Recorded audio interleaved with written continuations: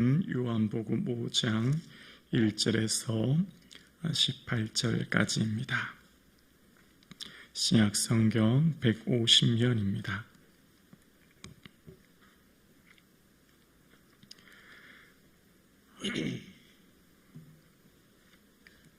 함께 고백드리겠습니다.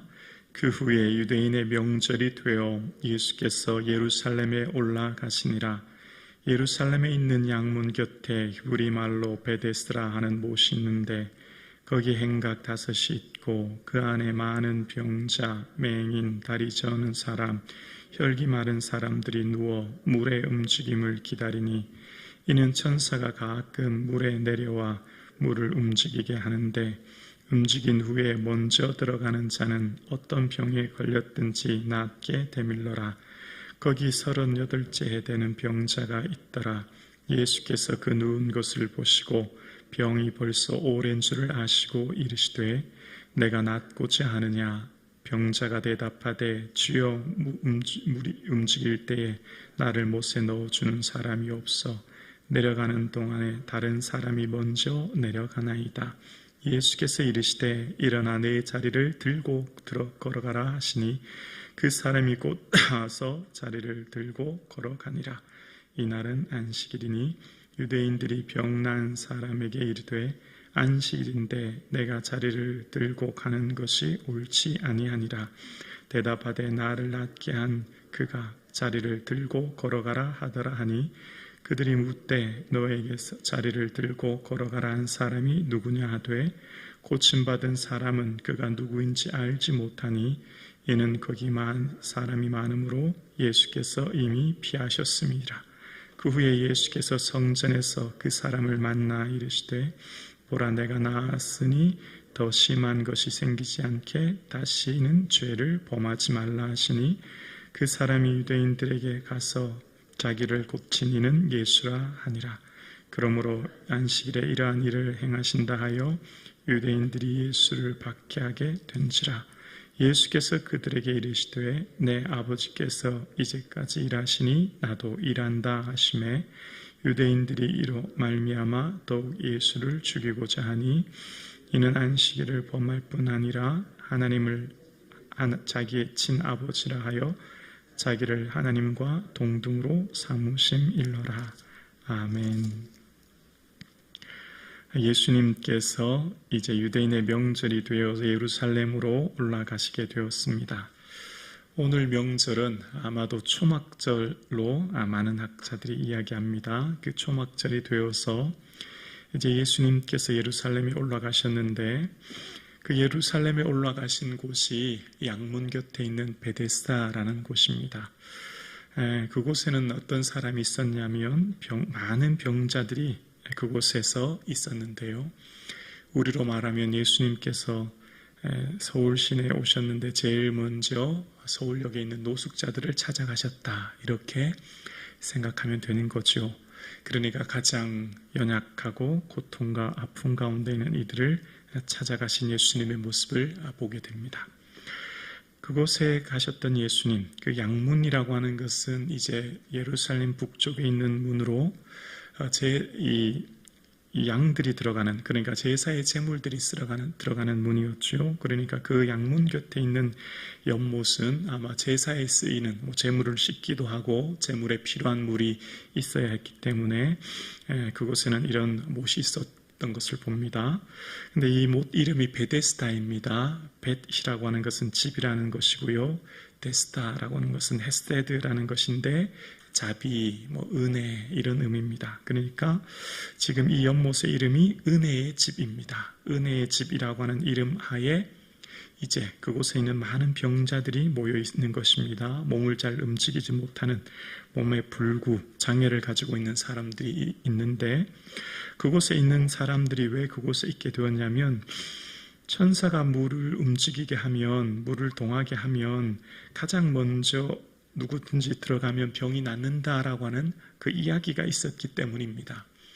그러니까 지금 이곳에 있는 사람들은 물이 움직일 때 아마 이것이 간헐천이었던 것 같고, 간헐천에서 물이 움직일 때 가장 먼저 들어가는 사람이 낫게 된다고 하는 그 이야기 때문에 모두가 그곳에서 있었던 것을 봅니다. 문제는 가장 먼저 들어가는 선착순 한 명이라는 데 문제가 있는 것이지요. 그러니까 평상시는 그들이 함께 마치 친구인 것 같이 이야기도 나누고 서로 어쩌면 떡도 나누고 동료처럼 보내고 있었지만 실제 그 마음속으로는 누구든지 다 잠재적 경쟁자였습니다. 진정한 친구는 아니었다는 것이지요. 외형적으로 볼 때 평상시는 마치 굉장히 친한 친구 같고, 외형적으로 볼 땐 서로 동병상련이라 서로 아픔을 이야기하는 사이 같지만 사실은 그 내면 깊은 곳에서는 잠재적 경쟁자로 저 사람보다는 내가 더 빨리, 더 먼저 저 물에 들어가야 되는데 라고 하는 마음에 자기만의 어떤 경쟁심과 또 타인보다 언제나 내가 먼저 들어가야 된다고 하는 그 경쟁심이 그 마음속에 있었던 것을 봅니다. 그런 가운데 38째 되는 해 동안 그곳에 병자로 있는 사람을 소개합니다. 오늘날과 달리 그때 당시 평균 수명이 더 작았던 것으로 보아 어쩌면 이 사람은 그의 평생 전체를 그 베데스다 연못가에 있었던 것으로 추측해 볼 수 있는 대목입니다. 그의 평생 전체를 그의 육체의 질병 속에서 그곳에 누워 있어야만 했고, 그가 그곳에 있는 동안 어쩌면 만약 그가 많은 돈이 있었다면, 경제적으로 윤택했다면 의사를 찾아갔겠지요. 병원을 찾아갔겠지요. 그러니까 그는 마땅히 경제적인 어떤 풍요로움도 없었던 아주 극빈한 상황이었다는 것을 알 수 있고, 또 그가 그곳에 있었다는 것은 아마 그에 마땅한 가까운 친척이나 가족도 없었을 것이라 생각해 봅니다. 아마 다 떠나가고 사라진 고독한 인생. 그런 상황 가운데 예수님께서는 그 베데스다의 수많은 사람들, 거기에서 많은 병자들, 시각장애인, 다리 저는 사람, 또 혈기 많은 사람 같은 많은 사람들이 있었는데 예수님이 찾아간 것은 누구였습니까? 이 38년 된 병자입니다. 그에게 찾아가셨던 것이죠. 어쩌면 가장 오래된 사람이었을 것이라 생각해 봅니다. 그리고 그에게 찾아가서 예수님께서 말씀하시기를 내가 낫고자 하느냐라는 것입니다. 이것이 어쩌면 38년 된 병자가 그곳에 있는 이유죠. 내가 지금 이곳에 있는 근본적인 이유는 내가 낫고자 하는 것 아닙니까? 그게 이 병자가 이곳에 있는 동기입니다. 그 병자가 지금까지 이곳에 있는 근본적인 이유는 낫기 위함, 즉 치유받기 위함인데 예수님께서 그렇게 물었습니다. 내가 낫고자 하느냐? 그러면 당연히 네, 한마디 하면 되는 것입니다. 네, 나는 낫기를 원합니다 라고 딱 한마디 하면 되는 것인데, 그런데 지금 이 사람이 대답하고 있는 것은 주여 물이 움직일 때 나를 못에 넣어주는 사람이 없어 내려가는 동안 다른 사람이 먼저 내려갑니다. 이렇게 7절에 이야기합니다. 그러니까 지금 이 사람 마음속에는 뭐가 있는 것이죠? 다른 사람에 대한 미움, 질투, 질시, 다른 사람에 대한 원망, 다른 사람 탓을 하면서 그 마음속에 가득 차 있는 것을 보게 됩니다. 내가 훨씬 더 오래, 내가 먼저 와 있었는데 다른 사람이 먼저 내려가는 바람에 내가 이렇게 살고 있다. 내가 다 이렇게 된 것은 다른 사람 때문이야. 다른 사람이 나보다 먼저 가기 때문에 내 인생이 이렇게밖에 살 수밖에 없었어 라고 하는 그 마음속에 뒤틀어진 생각입니다. 그 마음속에 지금 자신의 이 질병의 원인이 어쩌면 다른 사람에게 돌리게 되고 다른 타인으로부터 이라고 하는 이 원인을 돌림으로 인해서 이 사람 마음속에 있는 가득한 원망과 그 사람에 대한 불신이 가득 차 있는 것을 드러나는 것을 보게 됩니다. 그리고 주님께서는 일어나 내 자리를 들고 가라 말씀하심으로 그 병자를 즉시 고쳐주시는 모습을 봅니다. 요한복음에는 계속해서 표적을 통해서 예수님께서는 치유해 주십니다. 표적은 사인이라고 말씀드렸죠. 사인은 곧 예수님이 누구신가 라고 하는 것을 드러내는 것입니다. 예수님이 어떤 분인가를 드러내는 것이 이 치유의 이 표적의 능력인데, 이 베데스다 연못에서는 예수님께서 그 사람들 마음속에 있는 잘못된 생각들, 어쩌면 관습이라고 할까요? 세계관이라고 할까요? 나와 세상을 보는 프레임, 틀이라고 할까요? 그 잘못된 세계관을 들춰내시는 것을 봅니다. 그러니까 지금 사람들 마음속에 있는 잘못된 세상을 보는 틀, 창, 어떤 이런 패러다임을 들춰내시면서 그곳에서 얽매여 살아가고 있는 사람들의 모습을 보여주십니다. 진리는 무엇입니까? 자유케 하지요. 복음은 무엇입니까? 복음은 우리를 자유하게 하는 것입니다. 예수를 믿는다는 건 뭐죠? 우리가 예수를 주로 고백하며 우리가 주 예수 그리스도 안에 살아간다는 것, 주님을 나의 주인으로 고백하며 주님과 인격적인 교제를 나눈다고 하는 것은 곧 주님과의 인격적인 교제로 말미암아 참된 자유의 삶을 누리며 살아가는 것입니다. 복음은 우리를 자유하게 합니다. 지금 내가 살아가고 있는 삶의 자리에서 예수님으로 말미암아 우리의 삶은 참된 평안과 자유와 기쁨의 삶을 살게 되는 것이죠.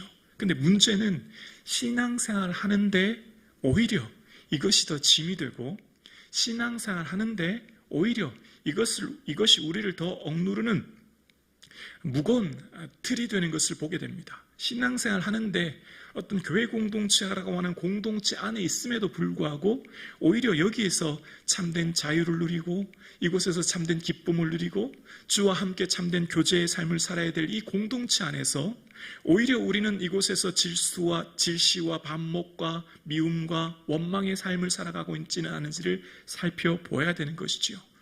예수님께서 이 복음의 이 땅에 오셔서 우리를 통해서 우리의 삶에 참된 자유와 안식을 누리게 함으로 그 영원한 하나님 나라까지 이끌게 하시는 것이죠.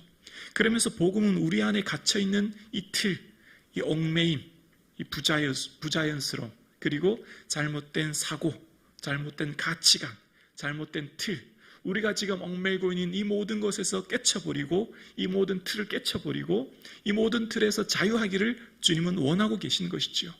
우리가 예수 믿는다고 하면서 한 해, 두 해, 10년, 20년 우리의 신앙생활 속에서 진정한 기쁨과 자유의 공동체의 삶을 살고 있는지, 아니면 내가 정말 아직도 예수 믿는 믿음 안에 살고 있지만 내 안에 있는 질투와 질취와 반목과 미움과 원망으로 인해서 내 삶이 자꾸만 세상적인 틀에 갇혀있고 미움이라고 하는 틀에 갇혀있고 세상이란 틀에 갇혀있지는 않은지 살펴봐야 될 것입니다. 또한 우리가 예수 믿는다고 하는 것은 이 세상의 가치를 깨쳐버리고 이 세상의 프레임을 깨쳐버리고 이 세상에 대한 모든 얽매임에서 자유하게 되는 것인데, 우리가 예수 믿는 것은 예수님을 통해서 이 세상의 가치의 최고봉에 오르려고 하는, 내가 타인보다 먼저 더 높은 곳에 오르고 내가 타인보다 더 많은 것을 가져야 하고 내가 먼저 높이 올라가야 된다고 하는 이런 틀 속에서는 살고 있지 않은지 우리의 사고를 살펴봐야 합니다.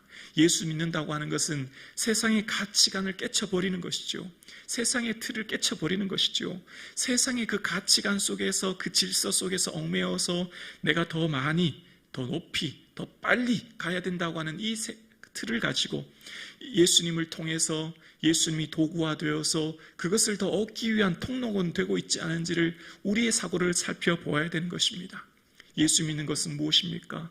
예수 그리스도를 나의 주로 고백하면서 오늘도 우리가 예배하며 오늘도 삶의 자리를 살아간다는 것은 무엇입니까? 세상이 규정하는 나, 세상이 규정하는 가치, 세상이 규정하는 사회의 프레임과 틀을 깨쳐버리고 벗어버리고 그것이 아니라고 거부하고 말하는 것이죠. 그래서 그곳에서 참된 자유를 누리는 것입니다. 세상 사람들이 규정하고 말하는 것이 어떤 틀에서 당신은 복받지 못했다, 당신은 성공하지 못했다, 당신은 이러이러하다라고 하는 그 모든 것을 부정하는 것, 아니요라고 말할 수 있는 용기, 그것이 복음 안에 주시는 참된 진리요, 진리 안에 주시는 참된 자유함입니다. 그런데 우리가 예수 믿는다고 하면서 세상의 것을 더 갖추지 못하고 세상에 더 높이 올라가지 못함으로 원망하고 낙심하고 좌절하고 예수 믿는 신앙생활의 힘과 용기를 잃어버린 채 살아가고 있지는 않은지 우리의 신앙을 점검해 보아야 될 것입니다. 우리의 삶의 참된 자유는 무엇입니까? 예수 그리스도가 우리의 참된 행복이요 기쁨을 기억하는 삶, 예수 그리스도가 우리의 삶에 영원한 자유를 주시는 분이요 영생을 주시는 분인 걸 기억하는 삶.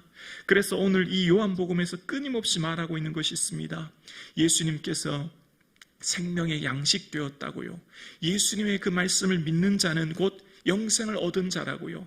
예수님의 말씀을 믿는 자는 곧 영생을 얻게 되었고, 그 영생 얻은 자는 이 땅에서의 참된 주와 함께 거하는 영생의 삶을 살게 된다고요. 그래서 그 영생을 얻게 된 자의 삶은 진정한 이 땅에서 자유와 기쁨을 누리는 삶이라는 것을 끊임없이 요한복음에서는 우리에게 이야기하고 있습니다. 오늘 함께 예배드리시는 사랑하는 성도님, 우리의 삶이 좀 덜 가지면 어떻습니까? 좀 덜 높이 올라가면 어떻습니까? 좀 덜 화려하면 어떻습니까? 무명한 자 같으면 어떻습니까? 연약하면 어떻습니까? 세상이 말하는 그런 규정과 프레임과 틀에 갇혀서 원망과 불평과 그 탄식 속에 살아가는 인생이 아니라, 그런 모든 틀을 깨쳐버리고 그들 모든 틀을 벗어버리고 예수가 주는 자유함, 예수가 주는 기쁨, 예수가 주는 은혜 안에 살아가는 이 아침 되기를 주의 이름으로 축원합니다. 예수 안에 영생이 있습니다. 이것보다 더 가치 있고 더 귀한 것이 어디 있겠습니까? 예수가 보배이십니다. 예수가 진리입니다. 예수가 길입니다. 이것이 영생의 길입니다. 그 외에 이 땅을 살아가는 모든 것에 예수로 말미암아 주시는 참된 자유를 누림으로 주의 주시는 기쁨을 회복하는 이 아침 되기를 주님의 이름으로 축원합니다. 살아계신